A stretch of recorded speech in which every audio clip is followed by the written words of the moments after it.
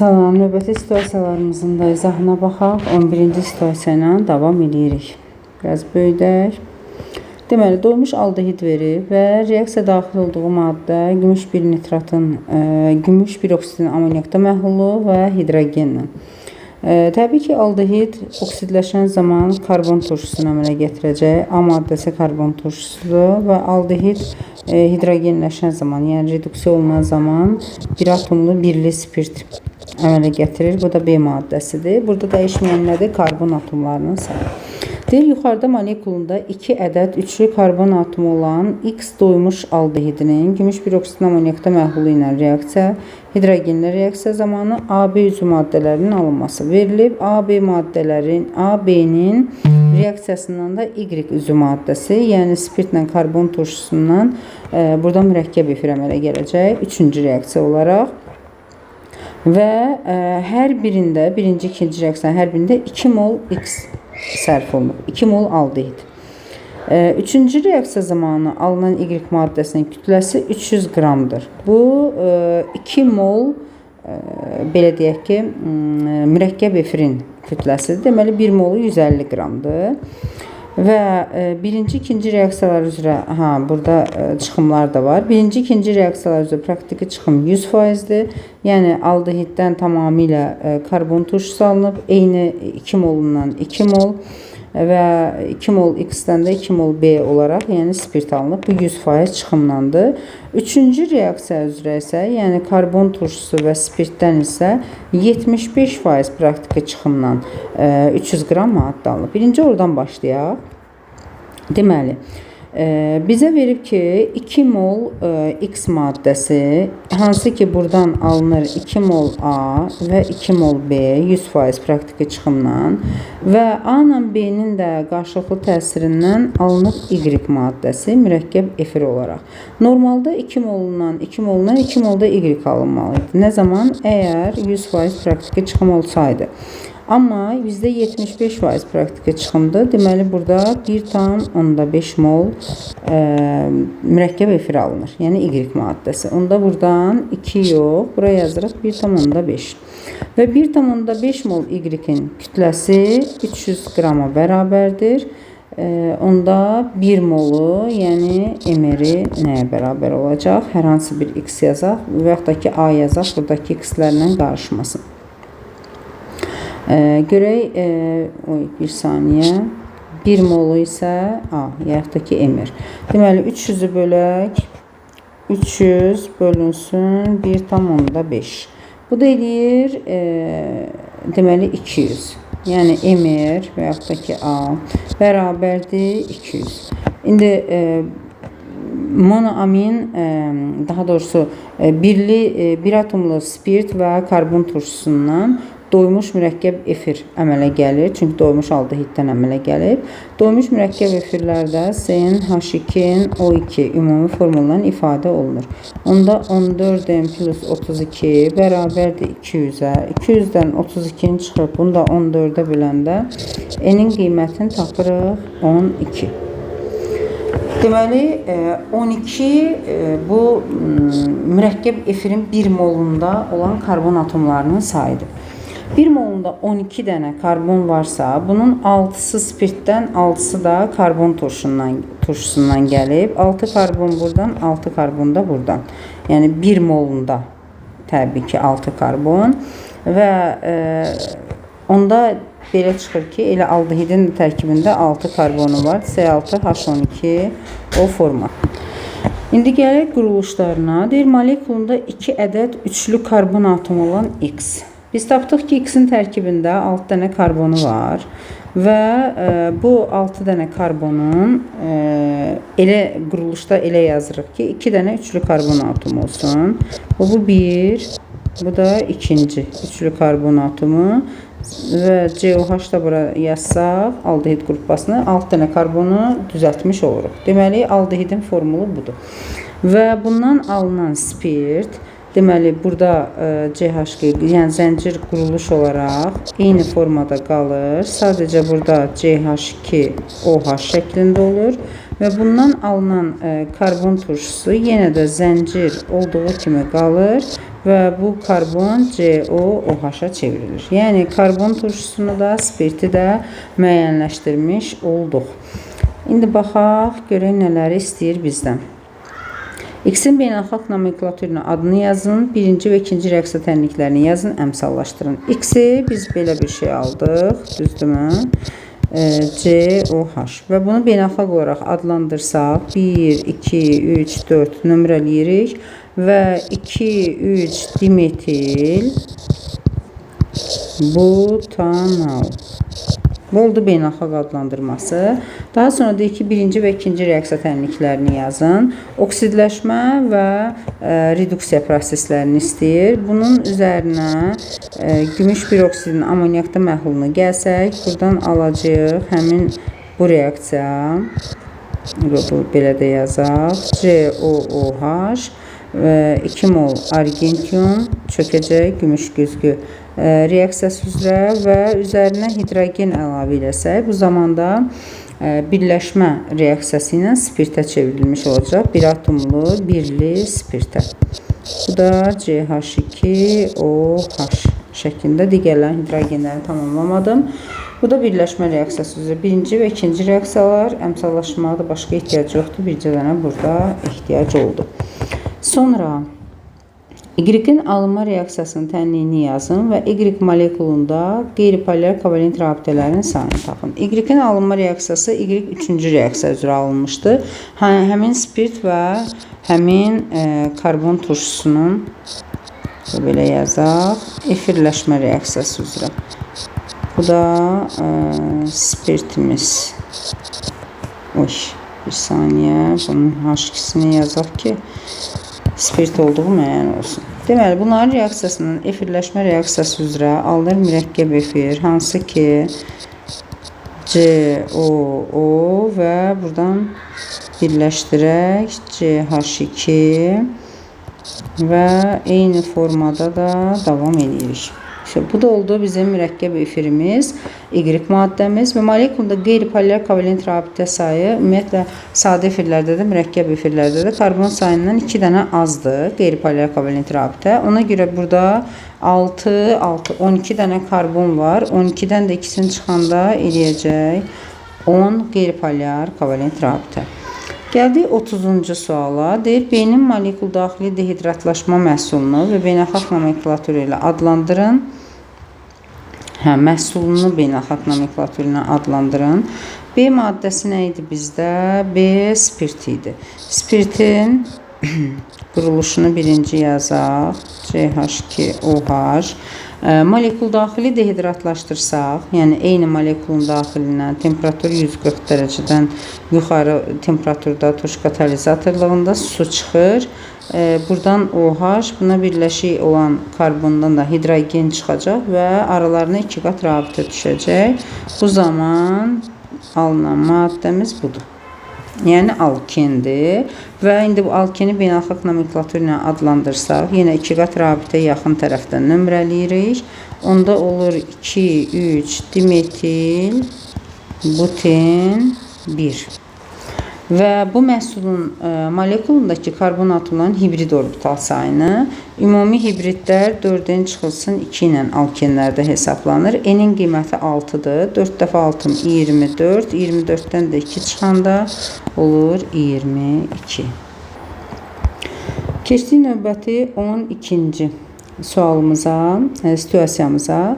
Deməli, sink metalından hazırlanmış lövhə sıxlığı 1,2 qram bölünsün milli olan 600 qram 0,1 molyar X sülfat məhluluna salındıqdan sonra kütləsi 604 tam %15 qram olan tərkibində yalnız bir duzdan ibarət məhlul alınmışdır.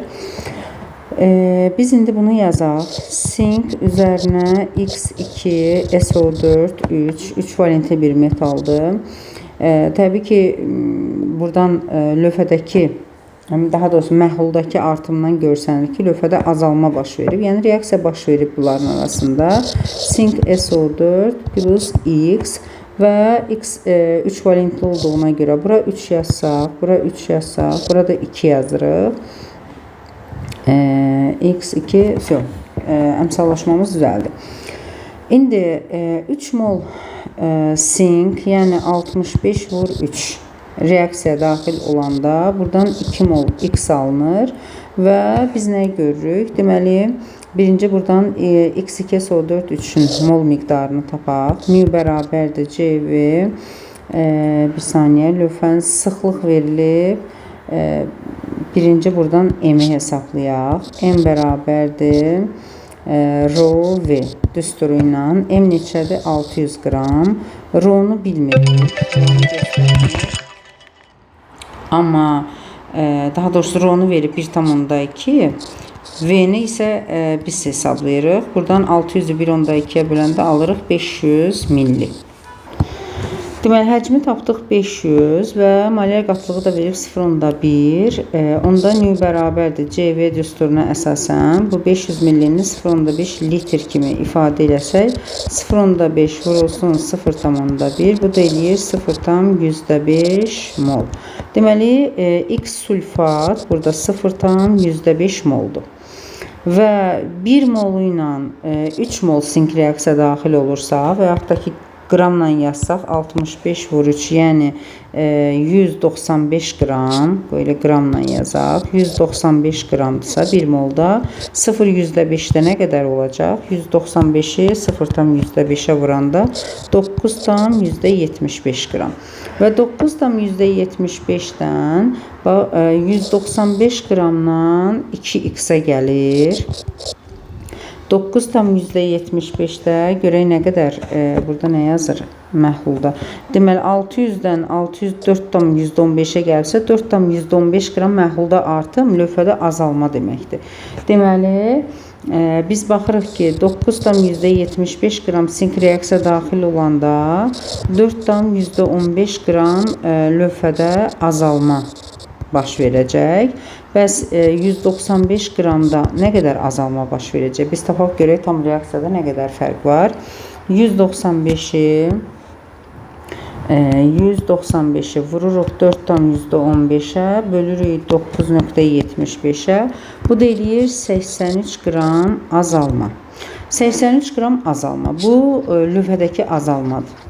Lövhə 3 mol sinkdən 2 mol X-ə gedir və bu zamanda 83 qram azalma baş verir. Yəni, lövhədən 195 qram gedir. Lövhəyə 2X qədər toplanır və bu da 83 qram azalma deməkdir. Buradan 2X bərabərdir. 195-dən 83-ün çıxıram. Eləyir 112. Buradan tapıram ki, X nəyə bərabərdir? 56. Yəni, dəmirdir. 3 valentli dəmir duzuymuş. Deməli, X-in A yerinə tapdıq 56. Daha sonra yalnız bir duzdan ibarət məhlul alınıb. Bu da sink sulfatdır. Yəni, X2SO4 tamamilə məhlulda X iyonları tamamilə X formasında yəni reduksiya olunub deməkdir. Bu birinci reaksiya. Birinci reaksiyanı başa vurduq. Lövhə çıxarılandan sonra alınan məhlula, artıq məhlulumuz sink sulfatın məhluludur. Deməli, sink sulfat məhluluna artıq miqdarda barium klorid əlavə olunur. Burada əvvəldə çöküntü yoxdur, amma axırda barium SO4 çöküntüsü alınır və reaksiya axıra qədər gedir. Çünki barium klorid artıq miqdardadır və nə qədər sink sulfat varsa hamısını, bütün sulfat iyonlarını çöktürür və buradan da sink klorid alınır. Reaksiya 1-in 1-ə nisbətlə. İndi görək bizim sink sulfatımız nə qədər alınıb. Bunu belə deyək ki, sinkə əsasən hesablaya bilərik. Məsələn, 3 mol sink və yaxud da ki 195 qram sink reaksiya daxil olanda 3 mol buradan sink sulfat alınır. Bəs 9,75 sink reaksiya daxil olanda 9,75-də 9,75 qram sink reaksiya daxil olanda nə qədər sink sulfat alınmış olar? 9,75-i vururam 3-ə, bölürəm 195-ə. Bu da eləyir 0,15 mol sink sulfat. Aha. Eğer bu 0,15 ise bunda 0,15 reaksiya girəcək. 0,15 mol çökəcək. 0,15 mol da sink klorid məhlulda alınmış olacaq. Və bizə nə deyir? Artı miqdar barium klorid məhlulu əlavə edilir. A qram Y çöküntüsü alınır. Bu 0,15 mol barium SO4'dür. Hansı ki indi biz onu çevirək kütləyə 137 üzərinə də 96 qram SO4 gəlir. 233'dür mR. 233'ü də 0,15'ə vursaq 0,15 bu da eləyir 34'dan %95 qram çöküntü. Yəni buradakı A soruşurdu ha. A bərabərdir 34'dan %95. Bu belə. Bu da ikinci reaksiyamız. Yəqin ki digər situasiyanın davamında bunu bizdən soruşacaq. Sonra indi gəlir 28. Deyir, birinci reaksiya tənliyini yazın, əmsallaşdırın. Zaten burada yazmışıq da, əmsallaşdırmışıq da. 29'da ikinci reaksiyanın tam və qısa iyon tənliklərini yazın, əmsallaşdırın. Y çöküntüsünün rəngini qeyd edin. Barium SO4 ağ rəngdədir. Rəng olaraq ağ çöküntüdür. Və nədir? Tam və qısa iyon tənliyi. Tam sink 2 müsbət, üzərinə gəldim SO4 2 mənfi, üzərinə barium 2 müsbət, 2 dənə xlor mənfi, alındı barium SO4 bütöv şəkildə çöküntüdür. Sink 2 müsbət, üstəgəl 2 xlor mənfi. Bu tam iyon tənliyi. İndi bunu qısa iyon tənliyinə çevirmək üçün eyni iyonları ixtisar edirik. Və yerdə nə qalır? SO4 2 mənfi, barium 2 müsbət və alındı barium SO4 çöküntüsü. Bu da oldu qısa iyon tənliyi. Yazdıq. Əmsallaşdırmaya ehtiyac yoxdur zaten. Y çöküntüsünün rəngi də ağ rəngdə çöküntüdür. Bu da belə. 30-cu sualda X-in nisbi atom kütləsini tapın və A-nı müəyyənləşdirin. Bunu zaten biz yuxarıda elədik. X-i tapmışdıq 56 və burada. A-nı da tapmışdıq 34'dan %95. Gətirək yerinə qoyaq. X bərabərdir 56, A da bərabərdir 34'dan %95. Keçdik növbəti situasiyamıza 13-cü situasiya. Sink karbonat və kalsium karbonatdan ibarət qarışıq termiki parçalanması zamanı bərk maddənin kütləsinizin zamandan asıllıq qrafiki verilir.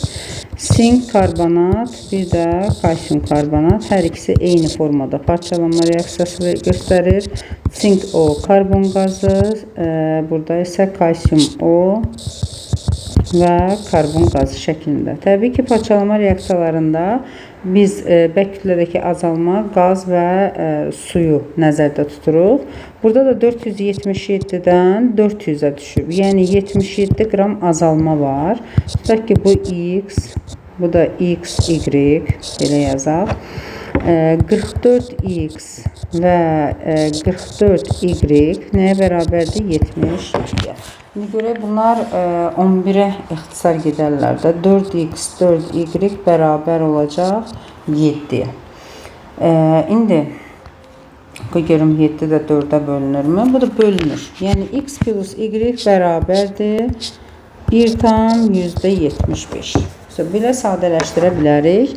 Yəni X mol sink karbonat, Y mol da kalsium karbonat götürülür. Hansı ki bunların mol cəmləridir 1 tam %75'ə bərabərdir. Daha sonra deyir ki, reaksiyadan sonra alınan bərk qalıqda kalsium oksidin kütləsi tam termiki parçalanma olduğunu da bilməkdə burada. Deməli, reaksiyadan sonra bərk qalıqda kalsium oksidin kütləsi 10,5%, kalsium isə 7,5%-dir. Hələ ki bu hissəni götürək. Deməli, ümumi 77 qram azalma var və kalsium oksid əgər ümumi bu 400'ün 10,5%-dirsə, bax, bu kalsium oksid. Tutaq ki, Y molu parçalanıb, Y molda kalsium oksid alınıb. Buradan 56 Y qramdır və bu 10,5%-dirsə, 400'də 100%-dir. İndi buradan hesablayaq görə Y nəyə bərabərdir? 4. 10,5'i vururam 4'ə, bölürəm 56'ya. Y-i tapıram 0,75. İndi görək, əgər kalsiumda, çünki əgər kalsiumun kütləsi daha çox gələrsə, deməli kalsium karbonat tam parçalanmayıb. Amma eynən elə buradakı qədər gələrsə, demək ki, tamamilə parçalanmaya məruz qalır. Kalsium karbonat, deməli 400-ün 100%-dirsə, bunun 7,5-i kalsiumdur. Görək kalsiumumuz nə qədərdir? Yenə ixtisar edirəm. 7,5-i vururam 4-ə. Bu da eləyir 30 qram. 30 qram kalsium var. İndi 0,75 molda görə həqiqətən 30 qram varmı? 0,75-i deməli 40-a vuranda bu da eləyir 30 qram. Yəni kalsium oksidin içərisində də elə 30 qramdır və ümumi 400 qram bərk kütlənin içərisində də 30 qram kalsium var. Deməli ki, kalsium karbonat tamamilə parçalanıb. Yəni başqa kalsium qalmayıb kalsium karbonatın tərkibindən keçə bilən. Ona görə də tamamilə parçalanan kalsium karbonatdır, amma sink karbonat görülür ki, tamamilə parçalanmayıbdır. Görək bizdən nələr soruşur. 28-ci sualda aşağıdadır. İlkin qarşıda tam termiki parçalanan duzun formulunu və kütləsini müəyyənləşdirin. Tam termiki parçalanan kalsium karbonatdır. Tam parçalanıb və kütləsini müəyyənləşdirsə, elə 0,75 moldur. 0,75-i də vururam 100-ə. Bu da eləyir 75 qram. Bu ilkin qarışıqdır. 477 qram ilkin qarışıq var idi. Bunun 75 qramı kalsium karbonatdırsa, 477-dən daha doğrusu, bir saniyə. Deməli, 477-dən ilkin qarışıqdan 75 qramı kalsium karbonatdırsa, yerdə qalır 402 qramı. Bu da olacaq sink karbonat. İndi gəldik. Növbətdə bizdən nəyi soruşur? Reaksiyadan sonra qalan bərk qalıqda, yəni 400 qramın içərisində duzun kütlə payını və sink oksidin kütləsini hesablayın. Duzun kütlə payı deyəndə sink karbonatdan geri qalanlardır. İndi 0,75 moldan, elə 0,75 molda buradan karbon qazı alınır. 0,75-i 44-ə vuranda bu da eləyir 33 qram. Axı bizdə də 77 qram karbon qazdır. Deməli 44 qramı da yuxarıdakı reaksiyadan alınıb. 44 qram da elə 1 mola uyğun gəlir. Deməli 1 molda kalsium sink karbonat parçalanıb. 402 qram idi, sadəcə 1 molu parçalanıb. Yerdə nə qədəri qalıb? Deməli 1 molunu birinci hesablayaq. 48 üstə gəl 12 üstə gəl 65. Bu edir 125. 125 qram. Deməli 125 qramı parçalanıb və yerdə qalıb 402 çıxılsın 125. Bu da eləyir 277 qram sink karbonat, yəni duz formasında qalan. Deməli, bərk qalıqda duzun kütlə payını, onda omega bərabərdir 277-ni bölürəm bərk qalığa, vururam 100-ə. 277-ni də 4-ə böləndə bu da eləyir 69,25%. Və sink oksidin kütləsini, sink oksid də elə 1 moldur. Bu da olacaq, bir saniyə, 65 ilə 16-nın cəmi 81. Elə birbaşa yazım. 81 qram da sink oksid. 30-cu sualda reaksiya zamanı alınan karbon qazını, reaksiyada 77 qram karbon qazı alınıb. 77-ni də 44-ə böləndə 1,75 mol karbon qazı deməkdir. Və həmin karbon qazını 500 ml 3 molyar natrium hidroksid məhlulundan keçiririk. Onda nü də bərabərdir. 0,5-i 3-ə vuranda 1,5 mol natrium OH. Deməli, karbon qazı və natrium OH. Alınan duzun formulunu və kütləsini. Təbii ki, burada karbon qazı daha çoxdur, amma istənilən halda çox az miqdarda artıq qalır. Ona görə birin birə nisbəti kimi götürsək, karbon qazı və natrium OH bizə verir natrium hidrokarbonat. Natrium hidrokarbonat 1,5 mol, 1,5 mol, buradan da 1,5 mol natrium hidrokarbonat alınır. İndi hesablayaq. 48 plus 12 plus 24, bu eləyir 84. Bunu da 1,5-ə vuranda 126 qram natrium hidrokarbonat.